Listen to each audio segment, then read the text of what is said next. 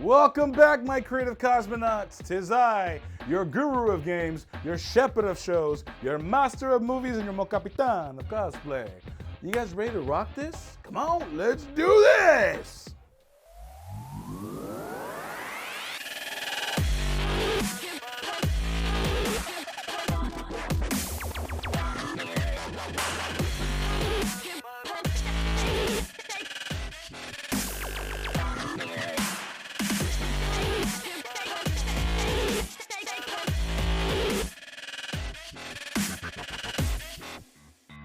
Looks can be deceiving. For years, when I said I was a nerd, people wouldn't believe me. I mean, seriously, look at me. I ain't your cliche Hollywood booking for nerd. Hello, Faye Layman. Hello, lady. I was into martial arts, bartending, skateboarding, playing in a goth rock metal band. Now, we all come to realize we're all nerds. The word nerd used to be so negative, right? Super negative. But now, thankfully, it's like a badge of honor. I mean, think about it. Everyone's a nerd. We come in all shapes and sizes. Sports fans, nerd. History majors, nerd. Mechanics, nerd. Come on, the list goes on. I'm proud to be a nerd. Are you? Now that I'm older and not as white as they should be, my days of cosplaying are few and far between. Life gets in the way, but my passion has not subsided. It's just, subsided. It's playing with words. Okay. But I find more joy now in sharing the insanely talented people that I know with all of you, my cosmonauts. One person I know that puts the term keeping busy to good use is my close personal friend, Red Dodge. Also, soon to be known as Dr. Dodge. Her plate is full, but makes the time for her passion and for us. But before we get to that, it is time for...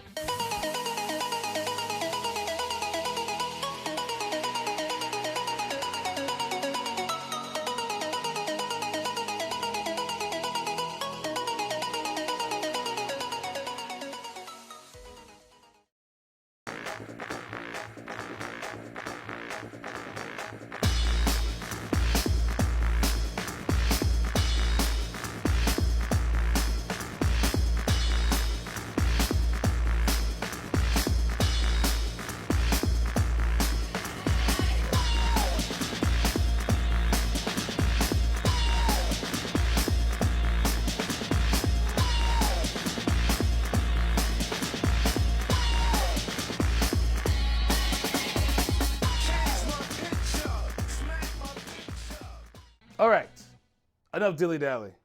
It's time to go sit down and talk with my friend, Red Dodge. Cosmo, take it away.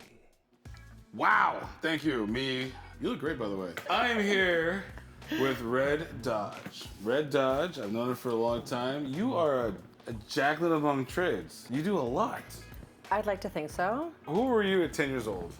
At 10 years old, I was a Star Wars nerd with a twin brother who was a Star Trek nerd. Ooh. So the battle in the house had begun. No way. With rising nerddoms, but we were just both obsessed with basically anything sci-fi. So we were watching the trilogy on VHS, on repeat. We were dressing up, we were having battles. He actually started going to more of the cons before I did, but he would dress up, always as Picard. Once he did a Borg costume, and that got me into more of the cosplay stuff. And so I started cosplaying with Star Wars characters, and then Marvel characters, and then everything. Out of all of them, which one's your favorite? To cosplay? Yeah. Oh gosh, I don't have a favorite. No? There's so many of them, and based on which con I go to and who I'm going to be seeing, I try to get a different costume to kind of match or blend in, or I'm always trying to build something new. I have a really great costumer who helps me out in making a lot of my stuff as well, Lauren St. Laurent. Lauren, yeah, love so Lauren. she does all of my costuming, and so I have a few favorites. She built a Stormtrooper Playboy bunny for me, which is one of my absolute favorites. And then she did my Batwoman costume, which I absolutely love. I know. So those two I think might be my favorite, but again, it's hard to choose a favorite. I love your Batwoman. since you got into the cons and whatnot, where did that lead you? I mean, I guess I met a ton of nerds, and you know, in this environment and in this industry, it's so great because you meet so many people. I'm traveling and meeting them. I did get to meet some really close friends of mine now, Project X1, and they're the team that builds a lot of the Lucasfilm props at all the Star Wars conventions and Celebration, even Comic Cons will do. So I got to meet them and then grow with them. I've been building since 2017 props with them. So that huge TIE fighter. Yeah, at Celebration. Yeah, we built that. Oh my God. Yeah, they're an incredible team. Absolutely incredible team. It's life size. It's crazy. If you have not been, I mean, you see the pictures. I mean, it's. Wait, what about the Millennium Falcon? The cockpit. The cockpit we built. We also did an entire living room. So it was Lando Calrissian's version from Solo that we did, and that was, I think, premiered at Celebration in Chicago. So yeah, Project X1. Yeah, they do incredible things. We did the blast doors, a bunch of the speeder bikes, the X-wing, just pretty much every big prop that you see, they've done. Wow. Yeah. That's pretty amazing. It's a great build team. You work at Funko, right? I do work at Funko. I'm the makeup department head and the PR manager at Funko. Wow. And I've been with that team since 2015. Fawn Davis, absolutely incredible miniature builder and special effects artist. And he's totally amazing. Yeah, he's fun to work with, and yeah, he's fun to learn from. He's an incredible spirit in this industry. He kind of does everything. He's like a jack of all trades as well. Yeah. So, pretty much everyone that I know is a jack of all trades, but you gotta be, especially out here in LA. Absolutely. So, I know my day job was always bartending. What is your day job? It depends what day it is, but I do makeup and hair, so I work in TV and film. Work for huge companies like Ford and GMC. I work for TV shows like VH1. I used to a lot more travel with teams. Like Ford, we would go on the road for 30 days and shoot the entire campaign, so that was a lot of fun. And then I started building props for Disney and Lucasfilm. Oh wow! And that is amazing. I haven't done that since pre-pandemic. And then since the pandemic, I became a COVID nurse, and now I'm a cardiothoracic trauma ICU nurse. Wait, what? What? A little bit of everything. What? We try to dabble, yeah. I want to make sure that I'm as needed in the zombie apocalypse and have every skill possible, so I'm just kind of collecting as I go. So the medical field, was that your passion? It always has been. When I was a kid, I wanted to grow up and be a doctor. I originally went to school for reconstructive pediatric surgery, and my first degree is in molecular and cellular biology. Wow. And then I worked in the industry for a little while, and then, makeup paid for my first degree, and so I had a really great opportunity to go on the road and go on tour and do makeup, and started my own company, and then basically did hair and makeup for 20 years. And then timing would have it, right before the pandemic, I thought, well, I'm getting a little older. I'd really like to have that skill back. I'm too old to be a doctor. Like 27 is a little older. Come on. Don't stop. 27. I mean, come on. I'm 41. I feel old, but. But it was one of those things on my bucket list where I always thought I want to go back and at least do something with patient care and take care of people. So, cardiothoracic trauma nurse. That kind of just spoke to me. So I'm doing that now. And then I start a doctorate program in a year, and I'll get a doctorate of nursing, so I'll be a DNP. Oh my God. Officially Dr. Red. It's like, here's my credential.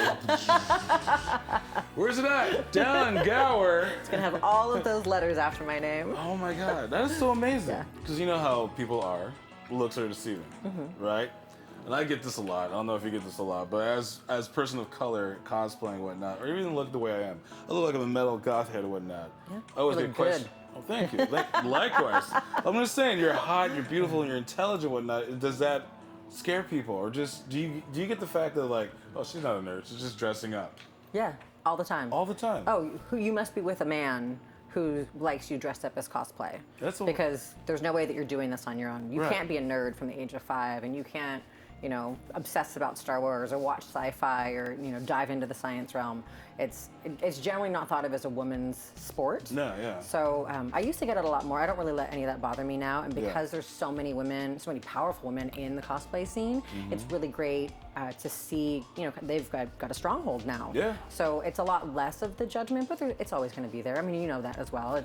I used to get that a lot just for being cosplaying a character that's not black. Yeah. And I have a thick skin.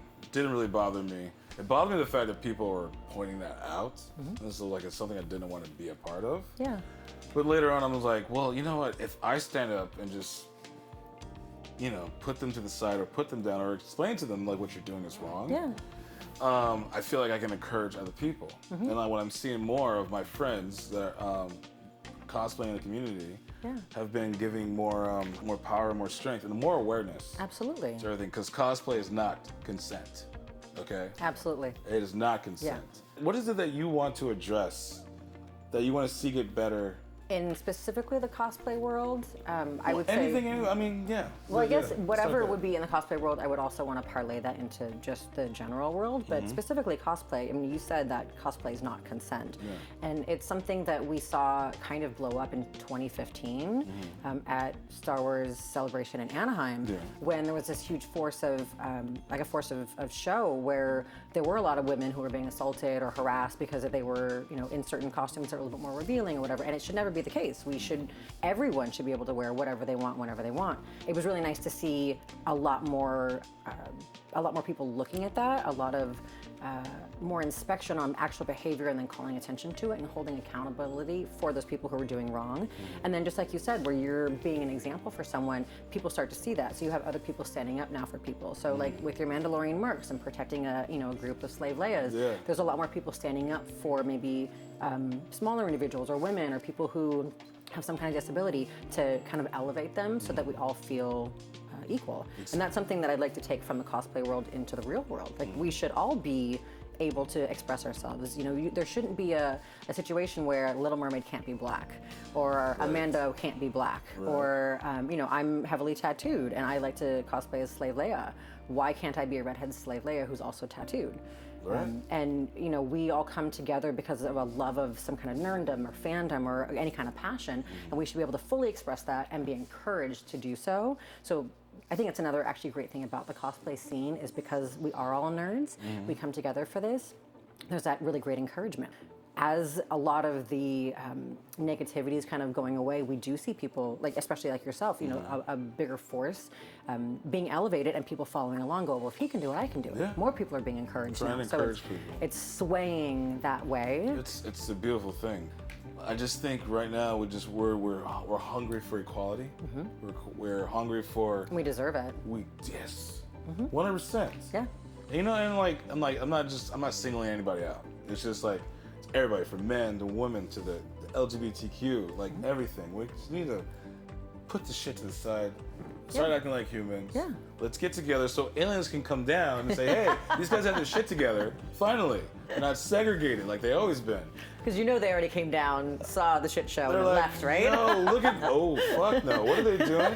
What is that floating in their oceans?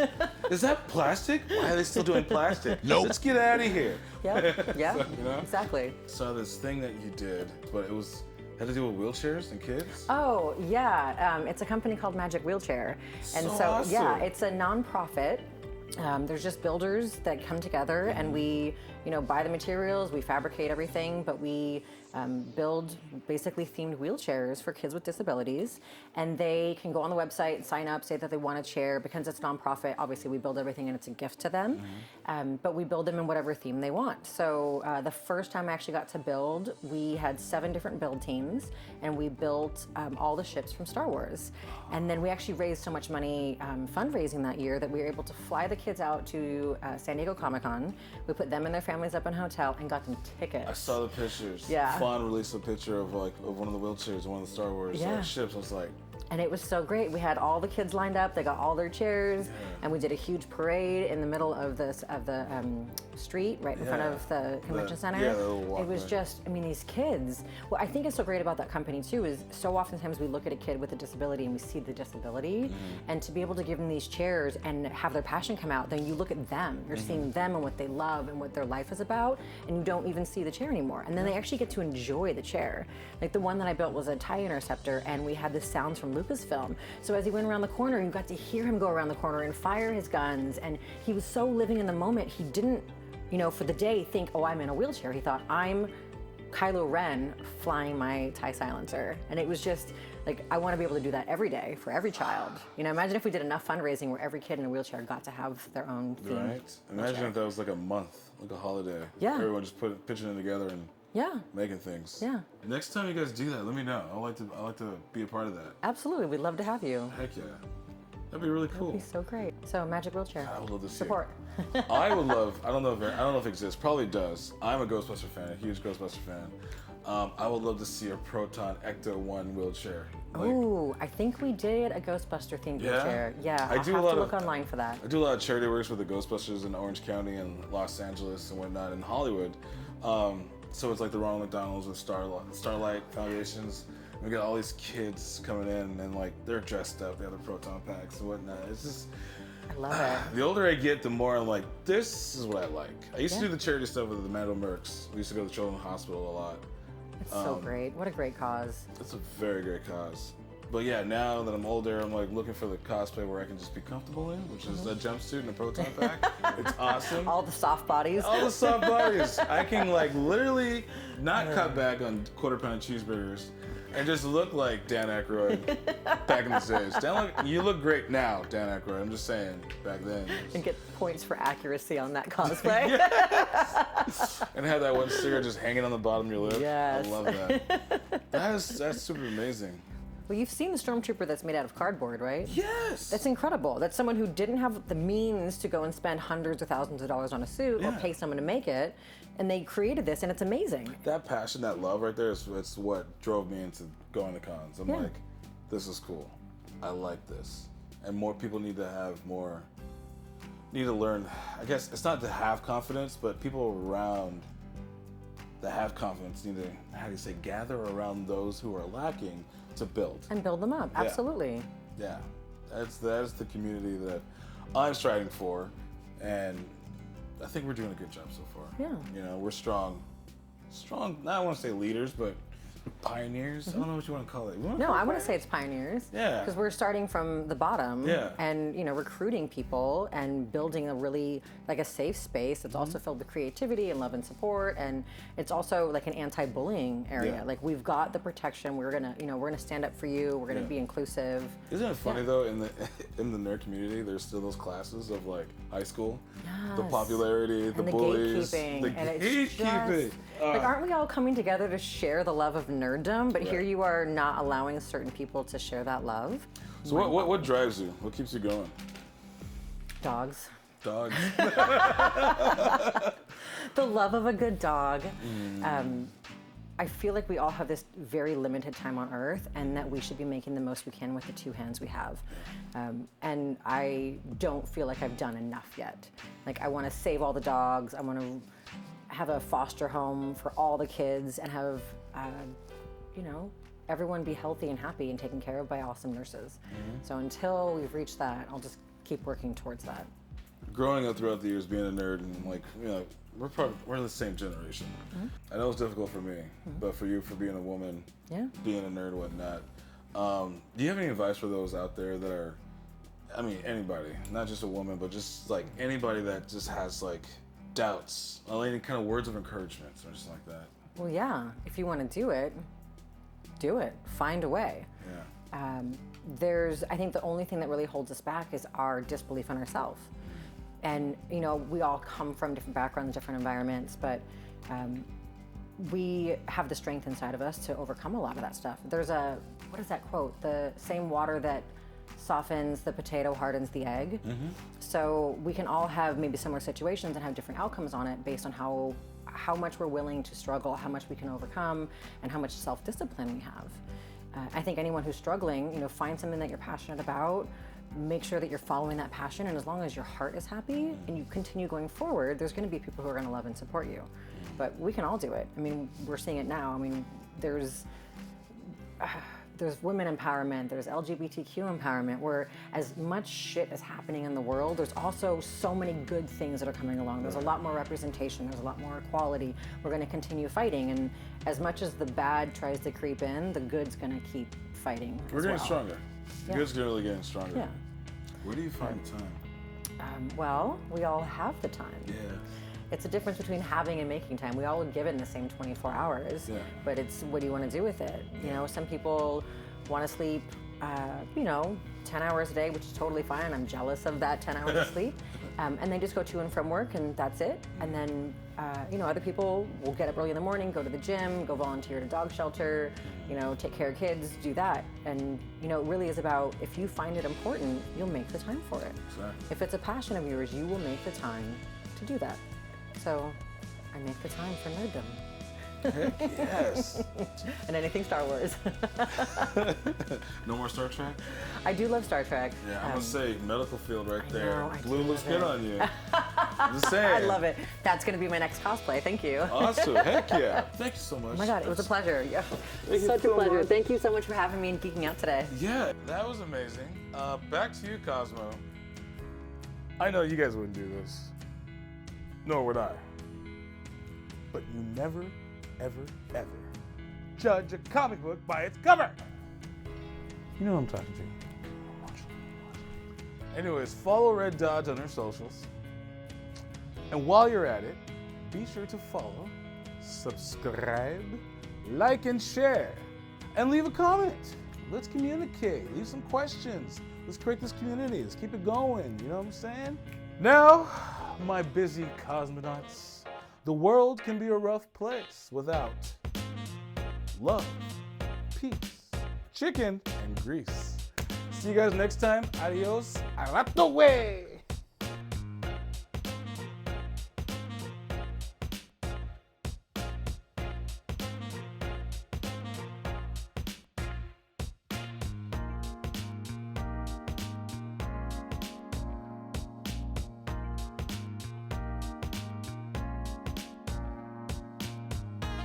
Thanks for watching and subscribing. You guys are the best. Check out this clip next, huh? Yeah. Or that one. I mean, check them both out while you're at it. Why not?